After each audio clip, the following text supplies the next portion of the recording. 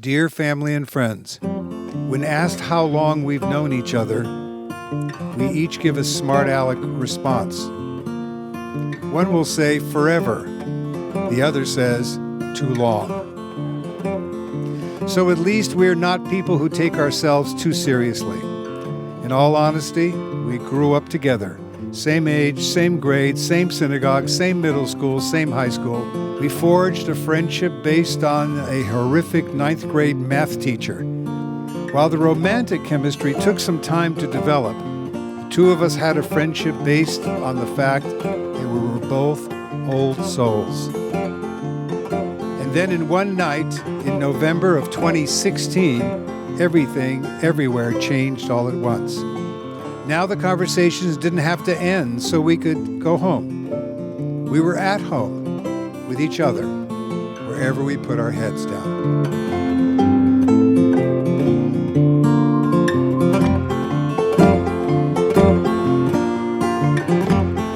Falling in love with you was so easy, so simple, that I almost wonder if it happened before we became a couple. I always like to think of you as my co-pilot, navigating the skies as we fly towards our destination.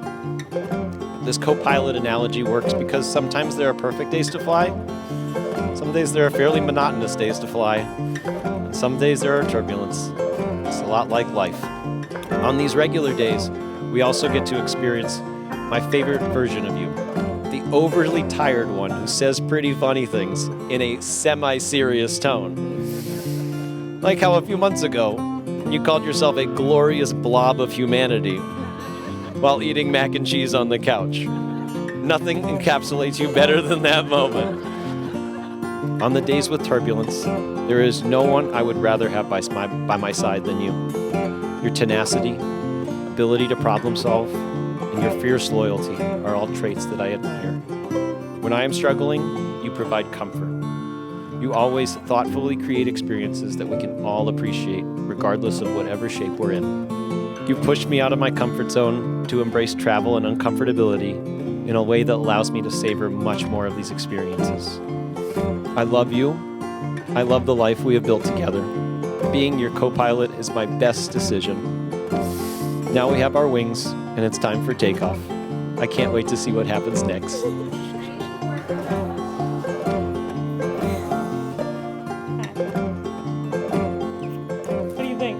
Perfect. Perfect. When we are together, I know that we can adapt to anything, grow together, and become more of ourselves. You take me for what I am at any given moment. And in the process of becoming more of myself, I become more of myself. We have always shared a love of the ocean, and I think of us like the waters in the sea, rushing, swelling, calming, and always moving. You build something deep and meaningful onto chance encounters because you treat every person as an opportunity for friendship and connection. I love you because you truly find joy in what seems like unending phone calls to the entire California climate community. You find energy to do this work because you so deeply and authentically care about spending your life doing every last thing to help build this world, to help it survive, and to help its people thrive. Your light is bright and sparkling, and I promise to drink and replenish it for the rest of our lives. Since I don't know when, guess it's where the wind has blown.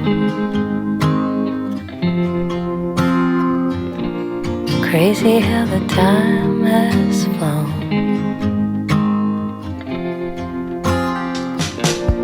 I always figured you would be there like a favorite picture, hanging by the stairs. Guess that's where the wind has blown. Is everybody on their own?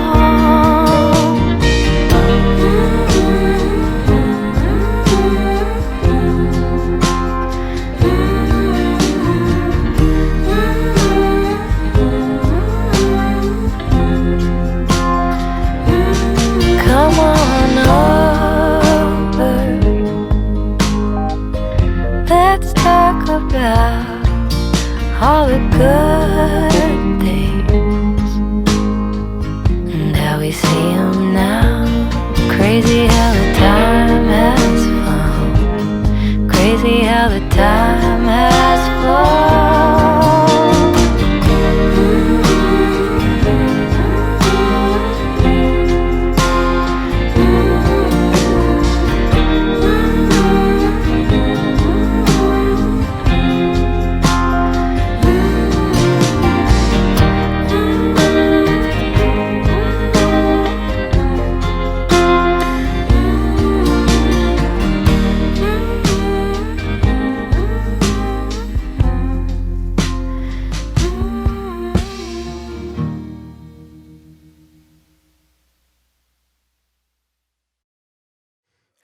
Have you ever heard the joke about keepahs?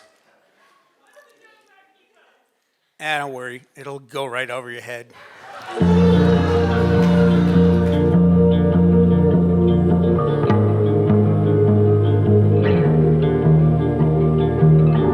I'm John Gottlieb. I'm the father of the bride.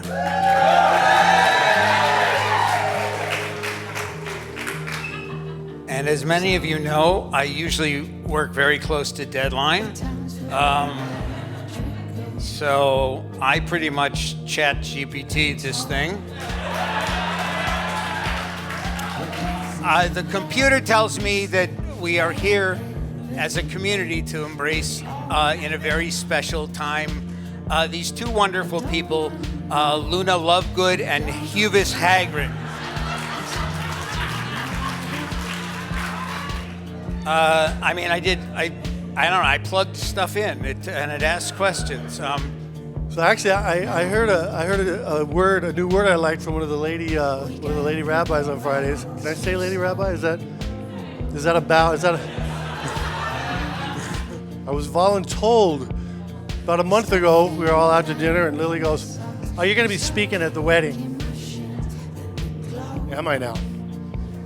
All right. But the best part of that was Ross's face. Because Ross knew it was wrong. He knew it was the wrong way to approach. But to his credit, a few minutes later, he's like, "Hey man, we really appreciate if you say a few words at the wedding." And I said, "And I appreciate that. Thank you." I patiently waited for this baby boy to be born, and I knew I would love him, boss him around, and be way smarter than him. However, we all quickly learned that the smarter part, he would surpass me quite quickly. I had the privilege of watching him grow into a kind-hearted, passionate, and genuinely funny most of the time guy. What can I say about Ross that everyone else hasn't already said, and what he hasn't said about himself? As an adult now, you have been the best brother ever, and even as a child, I can call you my best friend. Cruising down the road in my V8, when I look at my watch, man, I'm running late. I put the pedal down, man, I'm really flying.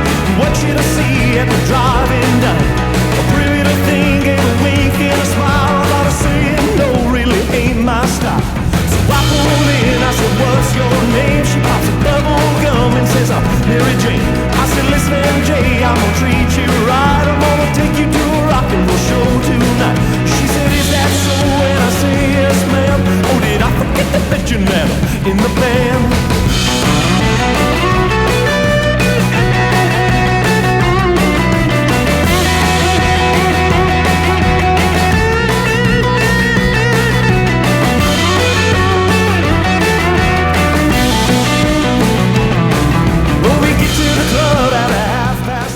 Now, I don't have a daughter, but if I did, I used to be the kind of guy, I was one of those guys that on prom night, I'd have been sitting there in my Barker Lounger with my shotgun, sitting there cleaning it when the date showed up, give him the stink eye so that he would know, yeah, dude, that's my daughter.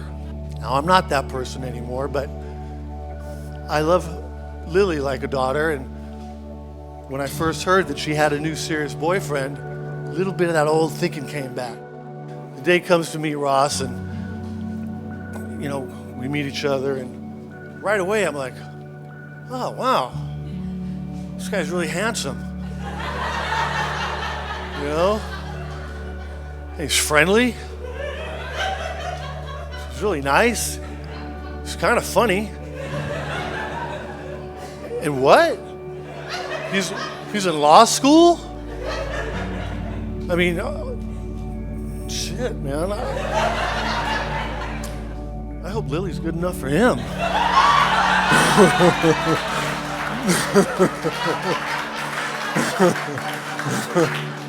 I remember the first time I met Lily. I remember Lily not caring about Ross, not caring about the other people around me, and asked me how I was. Sweet Lily, the light in all of our lives, as she has the ability to take on Ross and go toe-to-toe with him. And around March of last year, we were all getting fed up. So as she mentioned in her speech, we did what any sibling would do and berated him into figuring out when he was going to pop the question in front of everybody. Lily, we're so ecstatic that he found you, right? Because you're so well suited and equals in so many ways, right? You challenge each other to be better people and support each other unconditionally.